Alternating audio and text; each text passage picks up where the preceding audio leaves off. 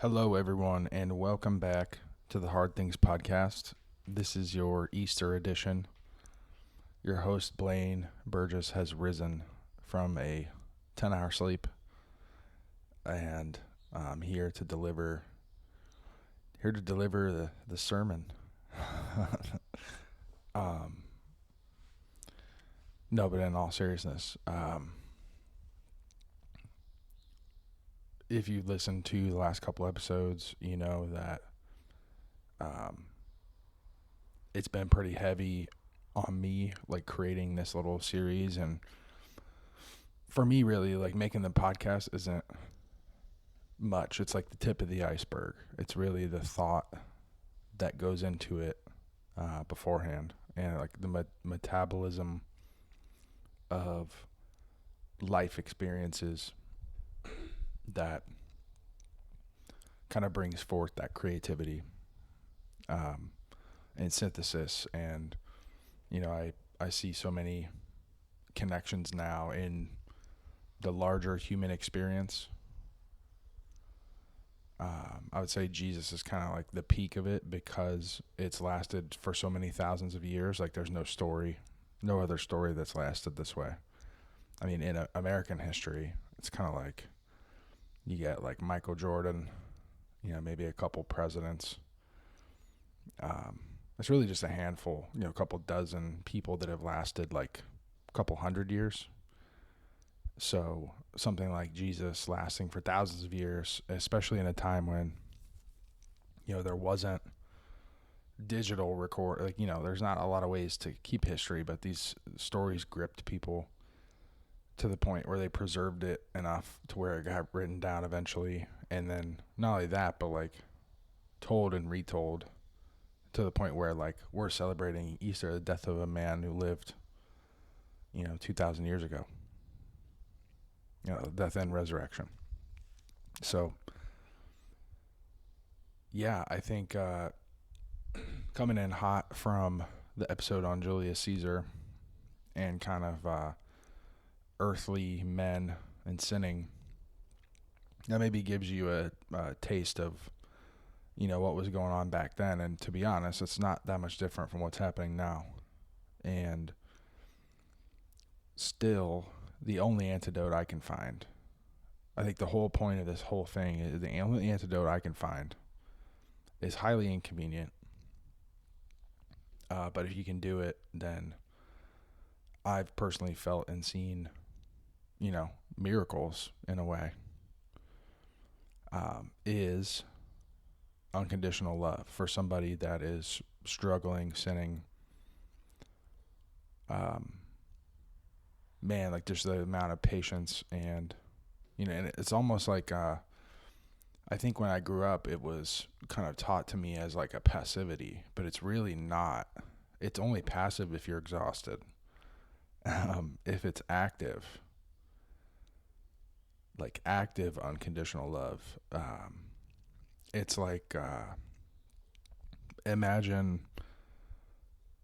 an up and coming UFC fighter and like a legendary one who's at the top of his game. And the up and coming one is like sparring with the other one. And if they go all out, the younger one will get some shots in. But the older one is in control. And it's not control for the sake of imposing his will, but control for the sake of just order. Like there's no... so chaos is strong enough as it is. So being able to be in control is a benefit to everyone, not just the person who's got the control. If human nature is proceeding correctly. So the two men are fighting. And even though the older one's in control, the younger one gets some shots in. And there's almost an allowance for that because the young guy has to be engaged. But the master knows that he's in control. And the active love, of like inclusion, of like trying to allow the young guy to fight even though he knows, the master knows he can win, and allowing him to get some shots in. That like sacrifice of time, effort, presence,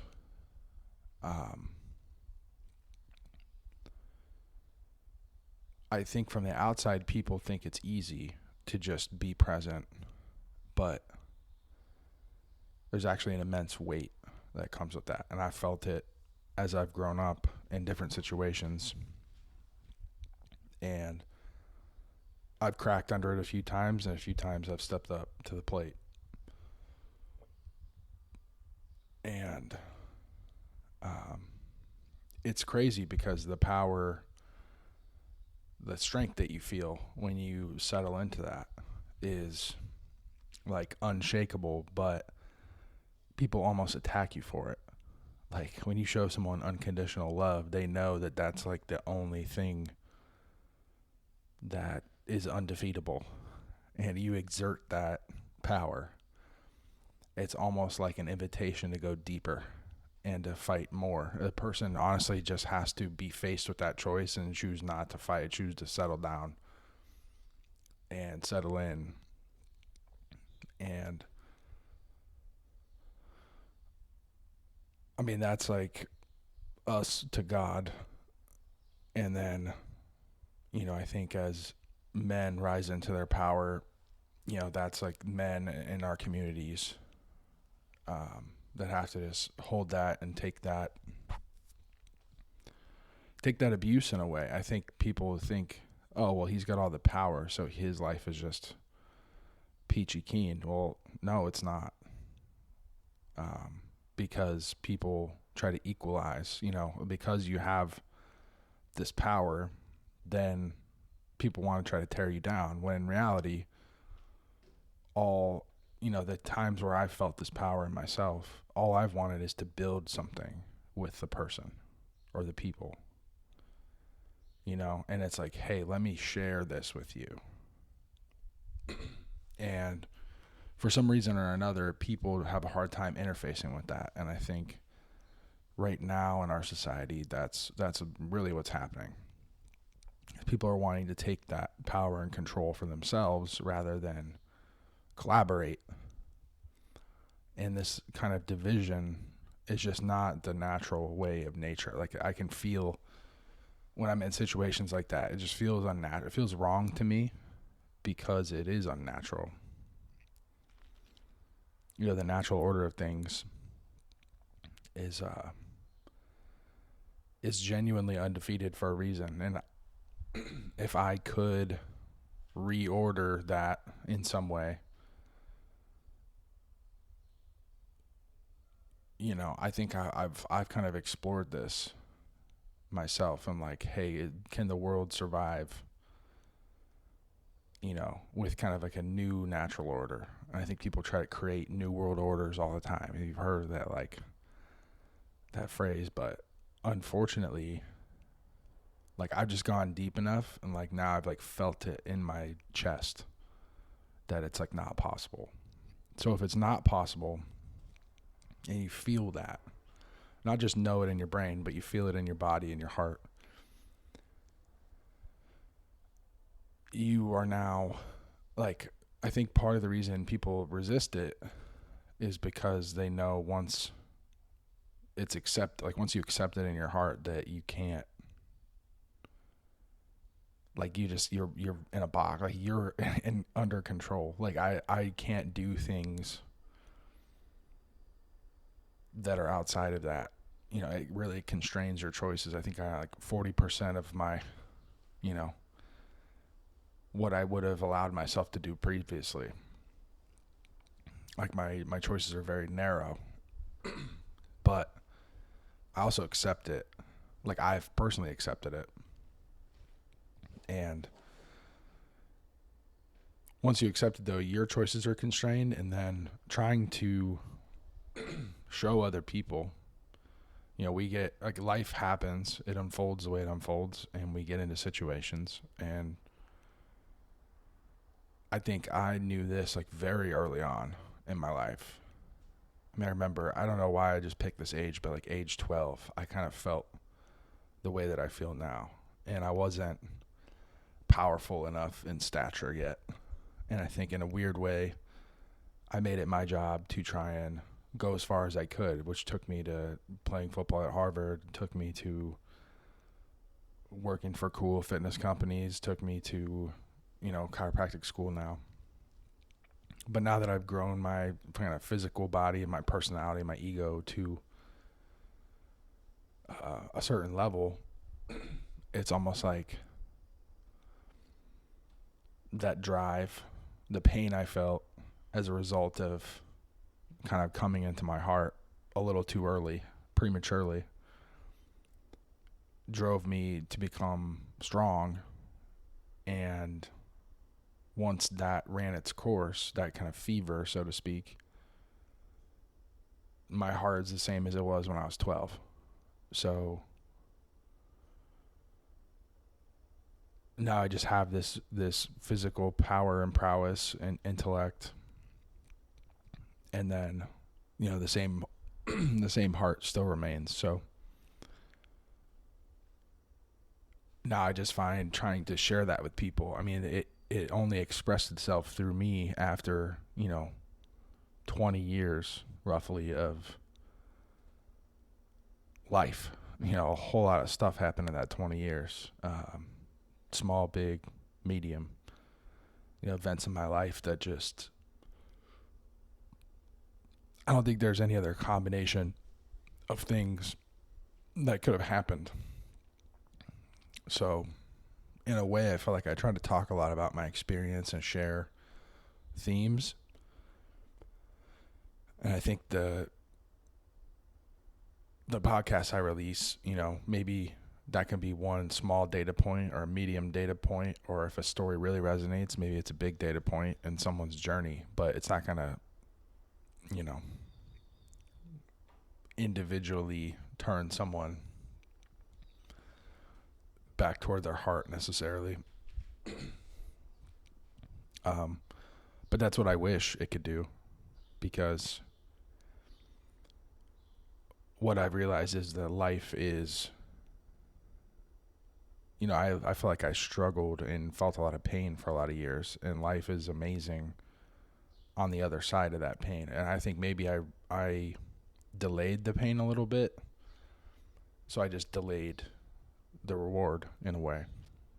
So I think that's my motivation now, is like, I don't want you to delay there's a reward waiting for you, but you have to do your work. You have to do it swiftly. And I think people talk about God's timing or patience or like these things, but I think those things are misused sometimes to promote kind of like procrastination in a way. Because there's a lot of times where, I was being prepared and I did need to be patient. There's also times where I had an opportunity to act and I didn't.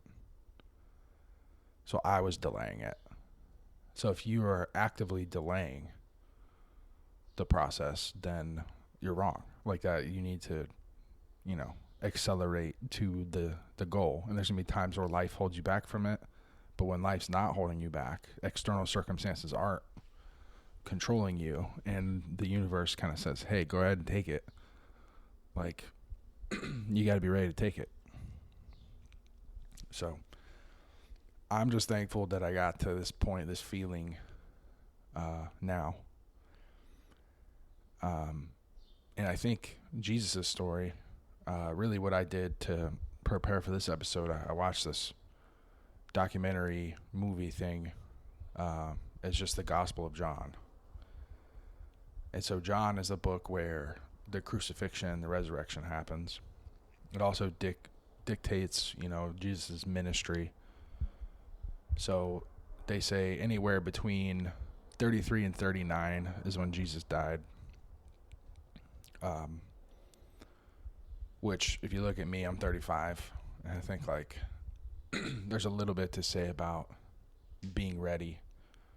Jesus kind of lived for 30 years without anything major really happening. You know, he was just a carpenter, and they actually call it his last years. Like, there's some questions on, like, where'd he go at certain points. But when he's ready to start his ministry, you know, he met the apostles, and he got to work, and he was doing, you know, different miracles and giving talks at a synagogue and doing his thing. He did it for a couple years until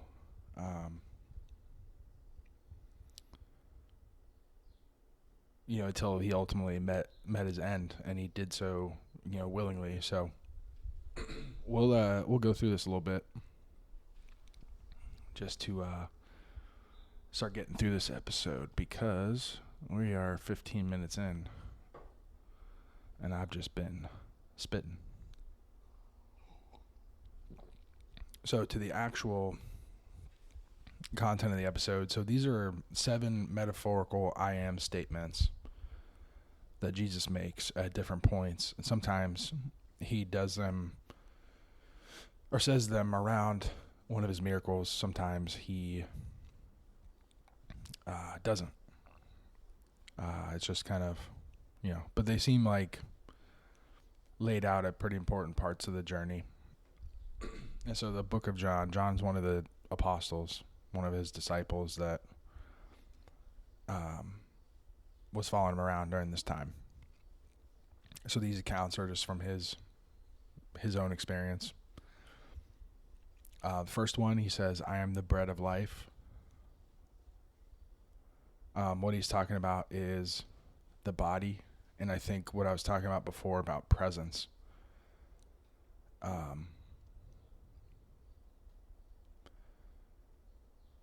Being in chiropractic school, you realize the power of the nervous system, and a kind of highly regulated leader of a family, a man,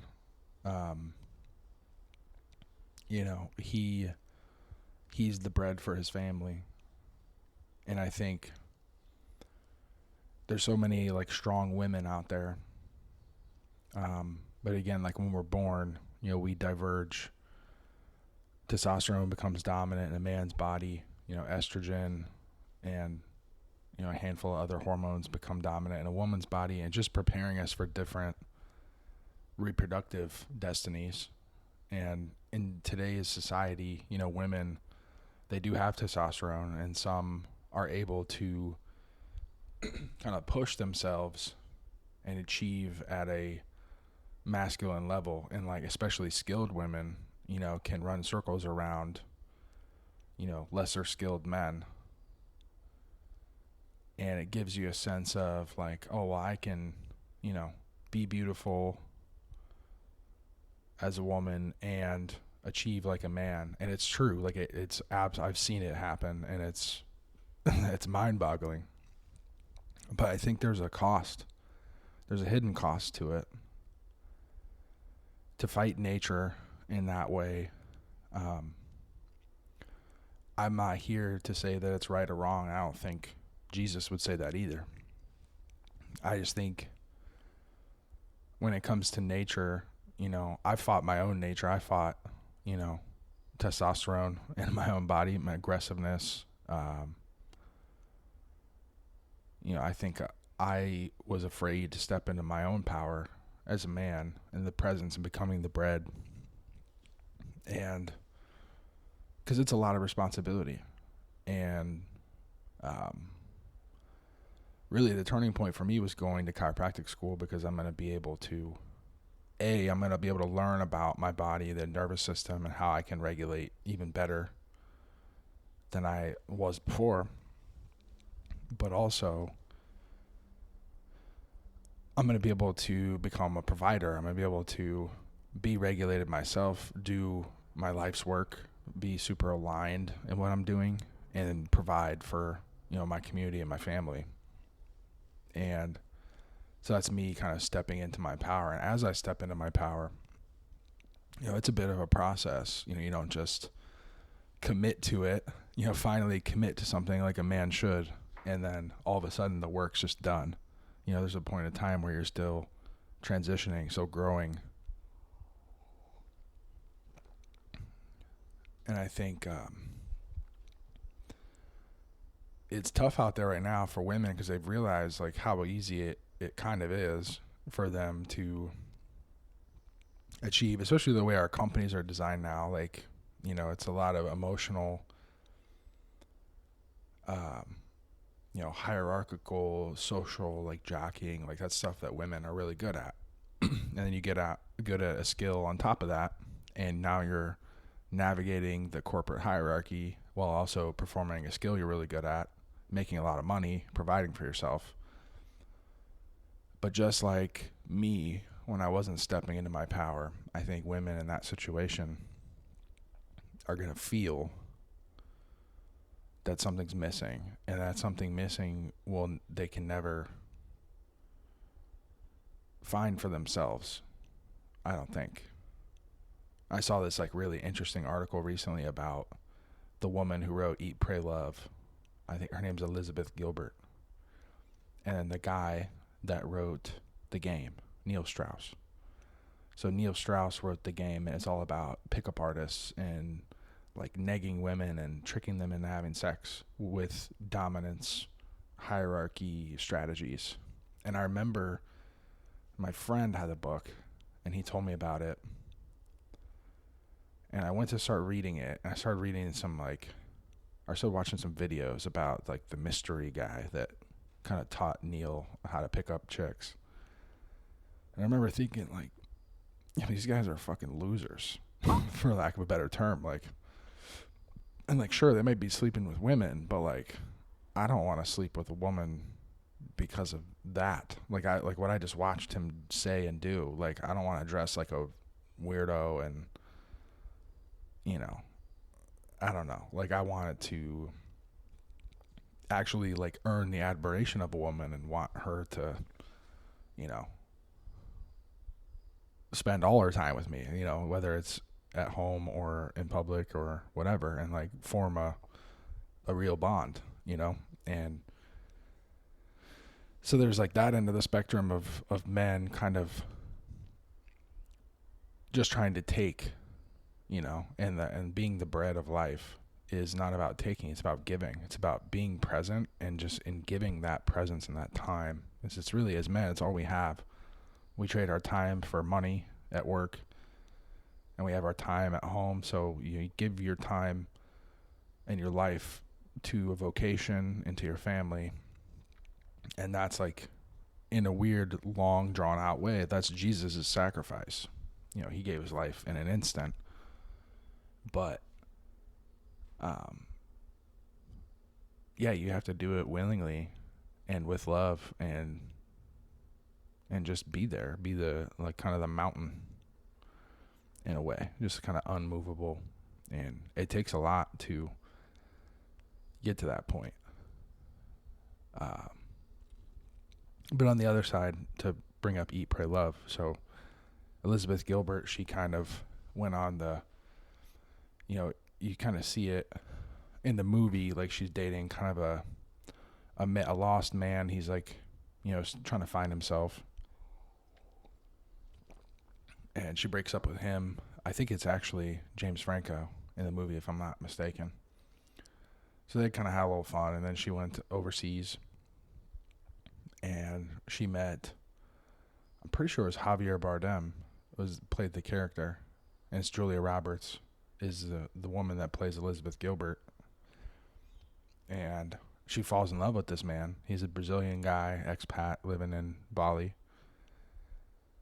And they're together, and this guy's clearly been through some stuff. He has some kids, but he's like willing to be the bread for her, and she kind of rejects it and continues on in her search for the bread. It's funny because like she has the bread. You can see it in the movie. Like, she has it and she moves on.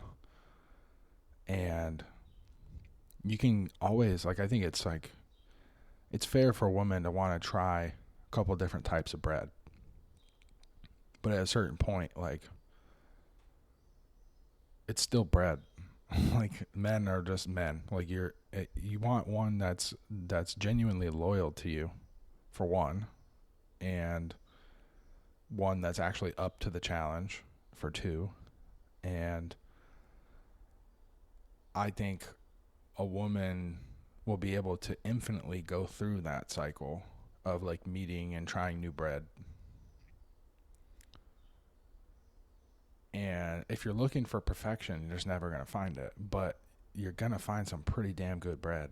So at a certain point, like, I don't really call it settling. I think it's, you come in touch with reality. Reality is like, somewhere on earth is the best man, like that's living today. Like there's a man out there that just has a combination of traits: good looking, strong, provider, all the masculine things you can think of. And then aside from him, there's like many thousands of like almost hims. If you come in contact with one and you love the guy, don't blow it up thinking that there's something better. Because honestly, it's all just still bread. Like, sounds really silly to say, but and anyone that does something new will oftentimes, like, you might want something new and different. Maybe someone that gives in to all your desires and works really hard to feed you. But what's going to happen is their bread's going to rot. And at the end of the day, you're going to feel the same exact way. In a weird way, like, you have to take the bread and enjoy it and also continue to bake the bread at the same time so the bread can be renewed. And that's how, like, a sacred relationship works. Accept the bread, maintain the bread, eat the bread. Like, it's all fair. And to look for a different arrangement it just wouldn't, arrangement outside of that, like, wouldn't necessarily be natural. And from what I've seen, like, it just falls apart. Like natural things of this world are the only things that don't really fall apart in the long run. So I wish it could be different somehow. I wish we could invent a way where it was a pure win-win. Like, men could win and women could win in a relationship and nobody ever felt bad. But the fact is also that nature has a dark side. And there's a dark side for women and there's a dark side for men. And you can't escape it if you want true happiness and harmony. Like, you got to find the natural balance and then support each other through that. So I think,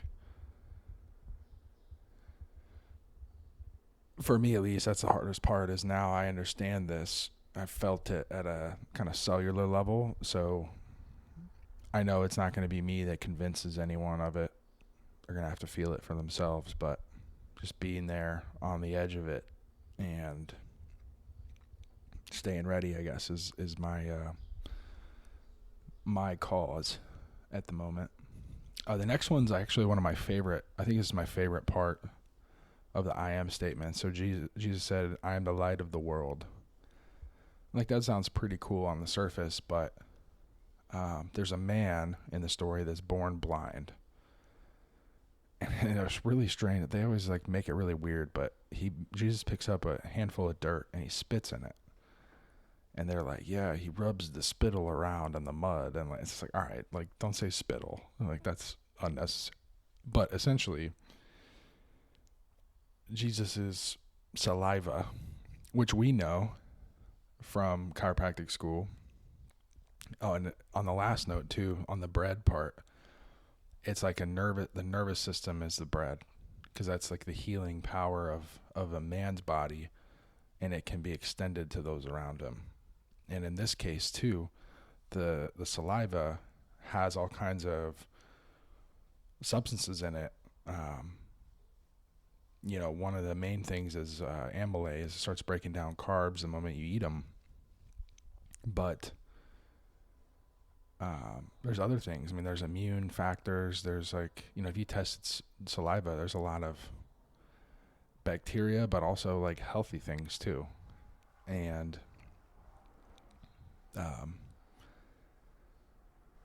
I think it's super interesting that it's just like, on the surface you look at it and you're like, it's gross, but saliva is actually like pretty sacred. At least in my opinion, and that's coming from a strange chiropractor man. But and the nerves that innervate your salivary glands, I mean, they're the ones that help you rest and digest. I mean, it's like all related into healing properties of your body. Like, it heals yourself internally. So he's trying to heal this man of his blindness, and it's symbolic, but it's also not. Like, it's also kind of scientifically real. I'm not saying someone blind, you can spit in their eyes and they'll get better. I'm saying saliva has healing properties. It's not super strong, but makes sense. So he mixes the dirt with the saliva and makes this kind of mud and rubs it on his eyes and tells him to go wash his face. And he washes his face, and the blind man could see. And so at this point, the Jews are getting very upset because he's feeding these people. He's the bread of life. He's turned water into wine at a wedding. He's now made this blind man see. People are starting to believe in Jesus more than, the Pharisees, the Jews. And that's just kind of a, for me, that's just my favorite. Because being blind is obviously a major. Your eyes are massive. I mean, there's a whole cranial nerve dedicated just to your sight and your brain. So very important. And just what a kind of a blessing for that person to be able to see. And there's also the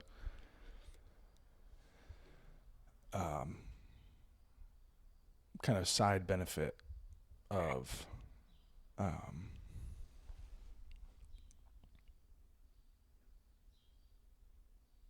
kind of like a third eye almost. Like, the blind man didn't necessarily believe in a Messiah, but now he could see. So he not only could he see, but he could also see that this guy was the Messiah. So interesting stuff. Third statement is, I am the door, or I believe it also means the gate.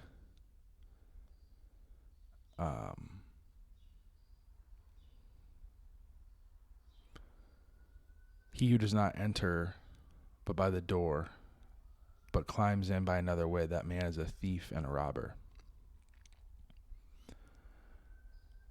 So it's kind of like what I was saying earlier about men and women.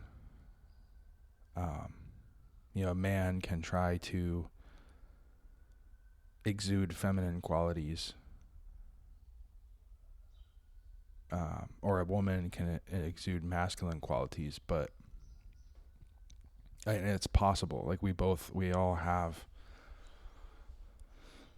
a mixture of hormones in our body, and like, men can gain weight, and that will kind of produce estrogen in their body, and women can stress out, and that will produce testosterone in their body, and you can kind of cross over. And I think those adaptations are for times when a man is not available or a woman is not available.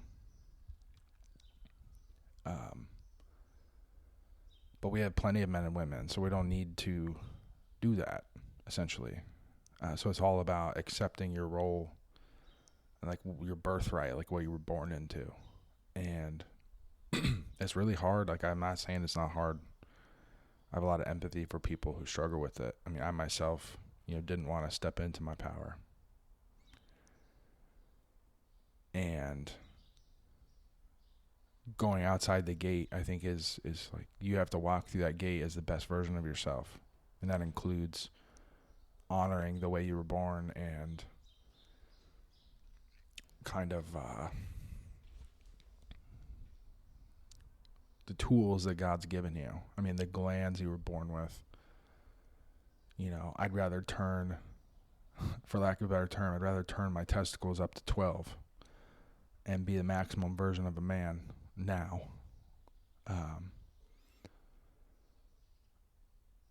And it almost took me going, kind of to the other side to understand that, like to not support my body in the way I needed to, and to gain weight, and at one point even had long hair, 2 points. And you kind of realize, like, okay, like I felt how it feels to be that version of myself, and it's just not like I had, it was just weird. It felt strange. And as much as I was kind of cool, maybe I guess playing the victim a little bit and letting other people handle situations, I think the whole time I was just called. There's something deep in me that was just like, come back. And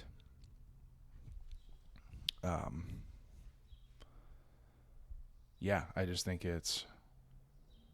that door is it's fair. It's there for you. It's yours.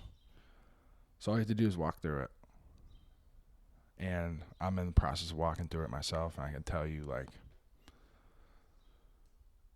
it's worth it. 1,000%.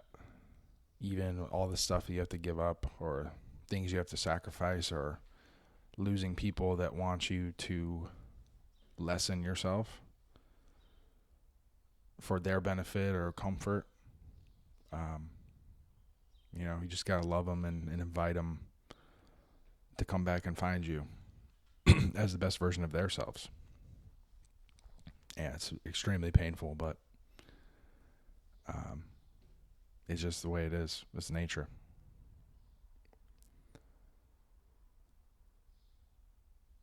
So he is the door. He's also the good shepherd. And this kind of goes along with that last statement. So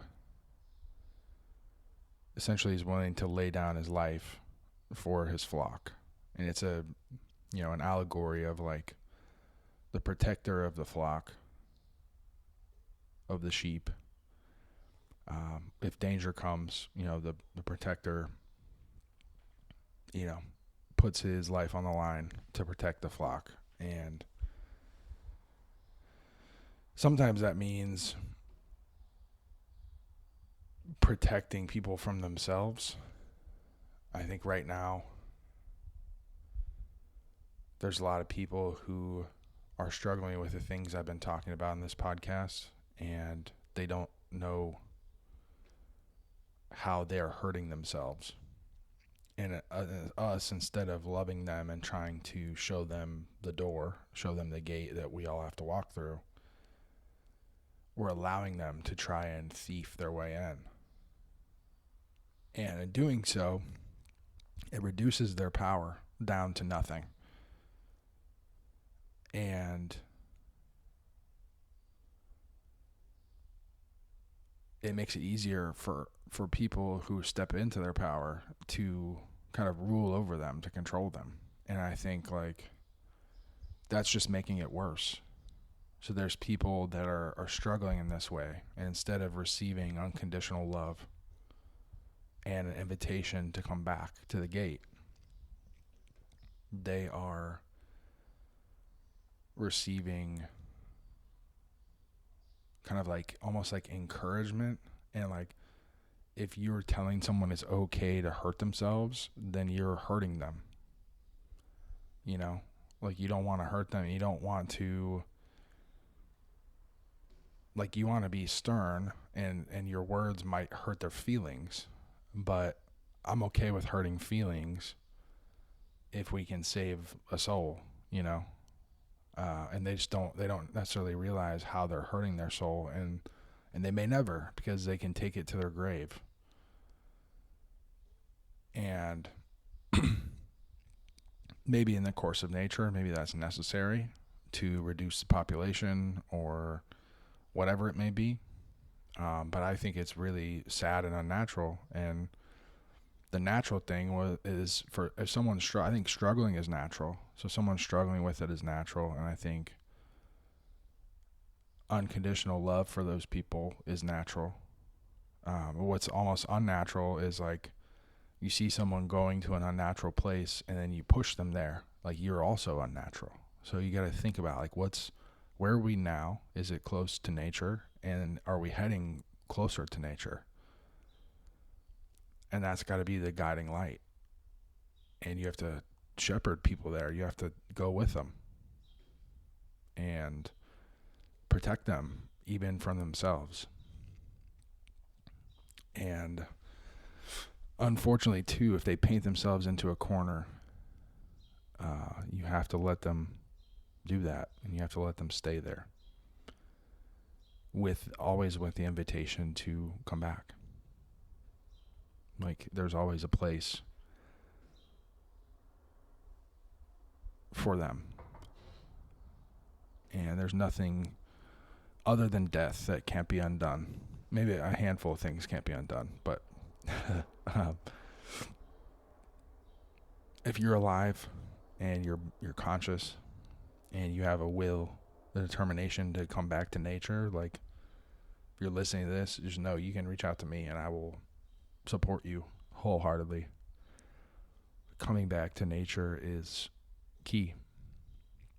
I think we all get lost at some point in our lives, and I've definitely been lost, and coming back to it has been like a great joy for me, and a lot of joy after kind of just navigating all the way through the pain. The path to it is through pain, but also it's not endless pain. It's not unnecessary either. It's you feel it so you can feel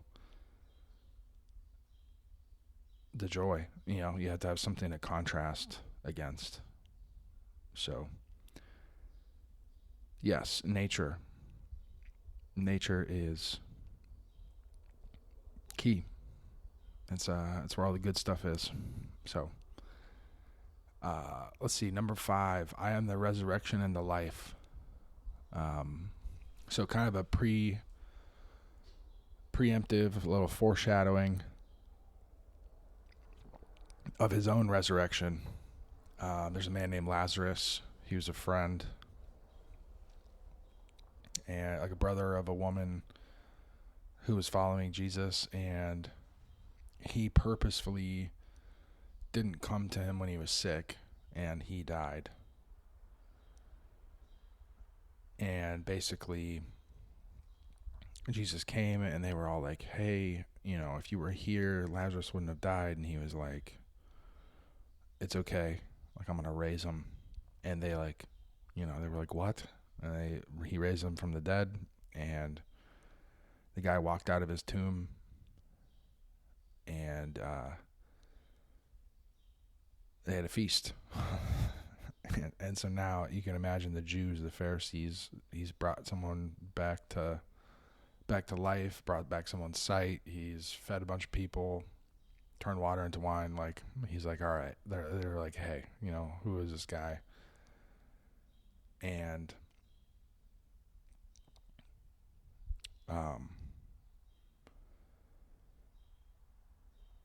say what you want about the truth of this, if he actually brought the guy back to life or not. But I think what we were just talking about with people who fall to the unnatural, like death is natural, but being dead, like nature is alive, and being dead is unnatural. Anything that kills parts of your soul or your body is unnatural. Like living in your wholeness and your power is natural. So this guy dying when his body is dead, it's unnatural. And to bring him back to life brings him back to nature. So I think that's like the key there is like if we're at an unnatural place in our life, resurrecting someone can be dipping down into the filth with them and pulling them back towards nature. And that can like be a form of resurrection. They didn't die, but maybe a part of them died. I'll say recently, from like September to the new year, I stopped weightlifting just to see kind of what my body would do. And all of my symptoms and everything got worse with some like low back strain I was having. And that's obviously not what I wanted. So, but taking all that time off allowed my connective tissue to rest. I haven't taken that much time off since I started weightlifting. Really, I mean, probably ever, if I'm being honest. Maybe even since I was 14. So here I am, 34 years old. 20 years later, I took 90 days off, and it was terrible, but it was good for me to see that I need weightlifting and strength training and athletics in my life. Like that's, you're meant to use your body. Like that's natural, and resting like that was unnatural. And in a way, like a part of me died. The part of me that likes competing in weightlifting, likes the camaraderie and the fellowship of it. So,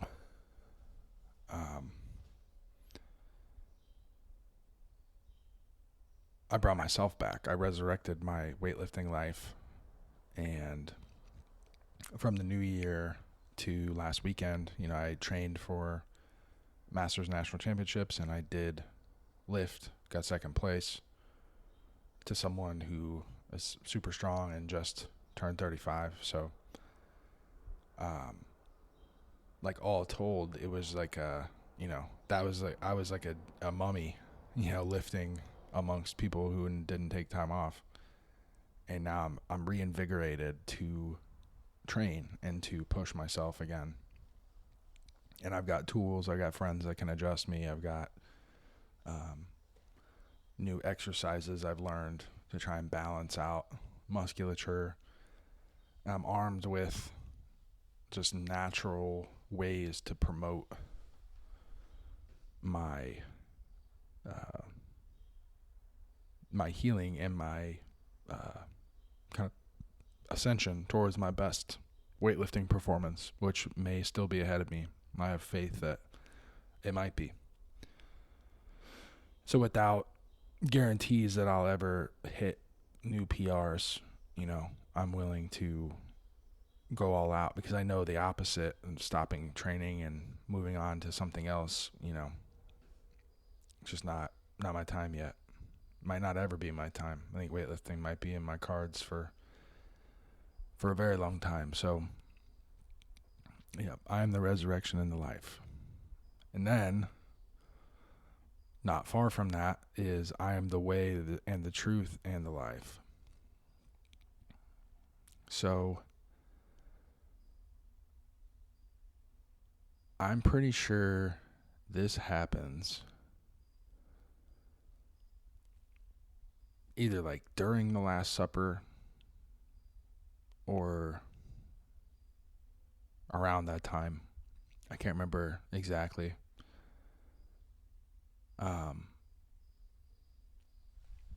But this gets back to like, I think when they talk about truth a lot in this part. And I think truth is nature. I mean, there's a reason, like, I always think of like Steve Irwin, like he like loved nature and animals, and there's a lot about nature that's like inconvenient, right? Like we die at the end of our lives. I mean, that's like a huge one. That's just winking you in the face. And our bodies ache and hurt, and they get sick, and they like, but on the other end of that, they also build things. I mean, really just build things, create things, whether with your thoughts or with your hands, take care of people. Yeah, like you name it. Like there's so much to do with our lives.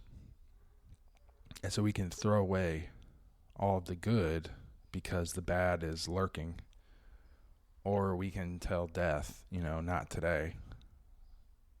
Know that it's coming, but also accept that and truly enjoy what we can create today.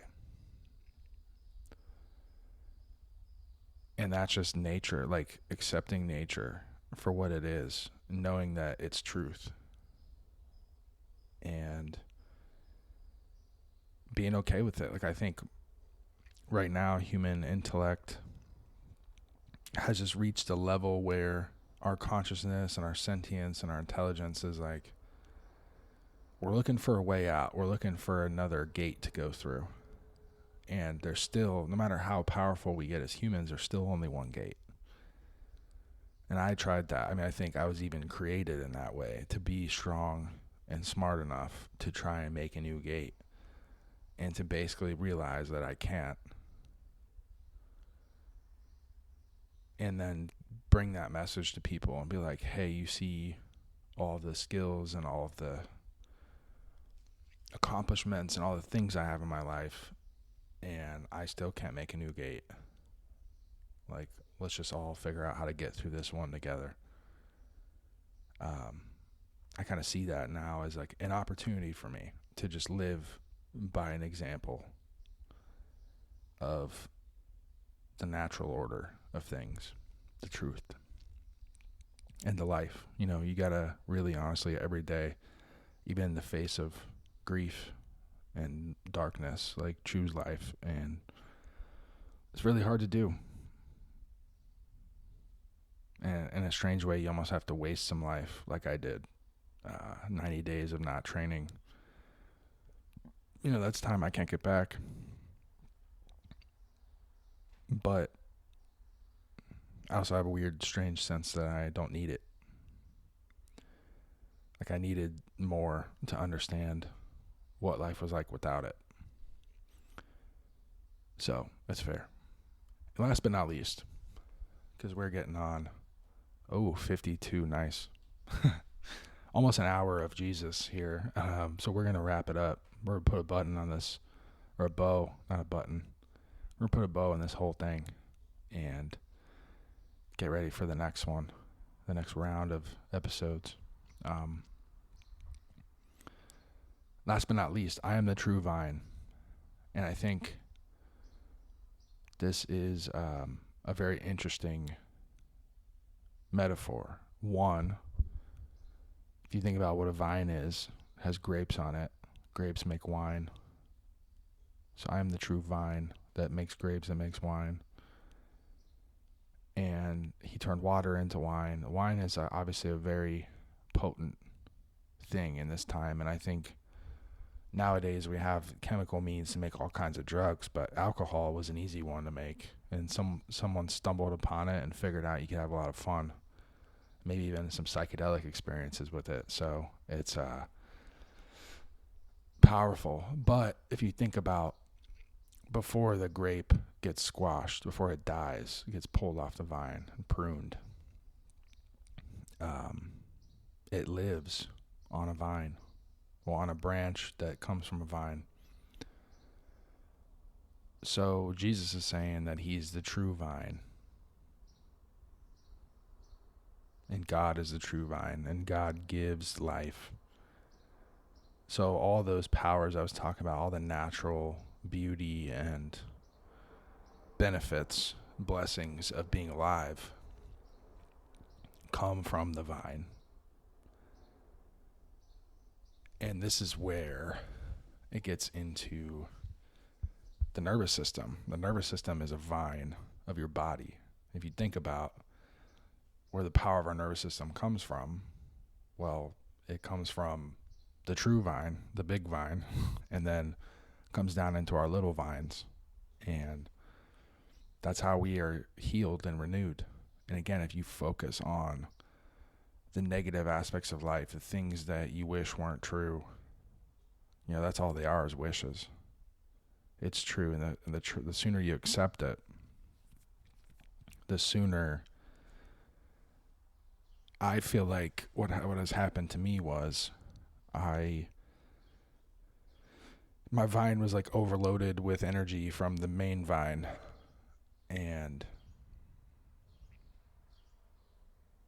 it was a lot. But it was all like I got a taste of the awesome power that our mind holds, like positive thoughts and having a goal that you're 100% committed to. Like your body can just hold this charge and just have like nearly unlimited energy, and it's fantastic. And that comes from the vine. You don't necessarily have to get drunk to feel that, but you feel it when you get drunk. It feels pretty good. But then there's kind of a cost. You know, you get like a lot of it all at once, and then you have to rest. But you get hungover, all that good stuff. But I think really the goal is, I experienced this in my last weightlifting meet. So it's the first time I didn't drink an energy drink during the meet. It was just a pure expression of my preparation. And I did weights that I did last year, but I did so with less pain. I did so with no, like I was watching, I had a friend that was competing too, and he was shaking, you know, and it was like a nervous system overload, and he was trying to operate at 120% to lift more weight. And I used to do this too. And this time I was just evenly operating at about 99%. And my lifts were calm and confident, and they were just a full expression of my nervous system at the time. So I kind of felt like, okay, so I need to train and I need to be better and not rely. I mean, if I need to go 120%, I can, but if I go 120% on top of fantastic training, you know, if I'm good at 100% or 99%, then I can add that extra 20% and really achieve like that. My eventual best total of all time will probably come from an effort like that. But I felt just letting the vine flow, not trying to borrow energy from the future, which I think is absolutely crucial for people. So anyways, it's 2:30 here in Central Time in Dallas, Texas, and I need to go meet a friend at the gym. So this has been fantastic, kind of unexpected hour-long Jesus episode, but I hope you enjoyed it, exploring the I am statements of Jesus in the book of John, and I hope you reflect on them. I hope they help you with your faith and finding that natural thread of life. No matter what, if you feel lost, just come back to nature. That means go touch grass. It means even if you're in a concrete jungle, just do things that humans are meant to do. Exercise, eat good food, sleep. You know, all these natural things are undefeated over millennia for a reason. So I hope you enjoy. Get out there and get after it. Until next time, I'll see you guys.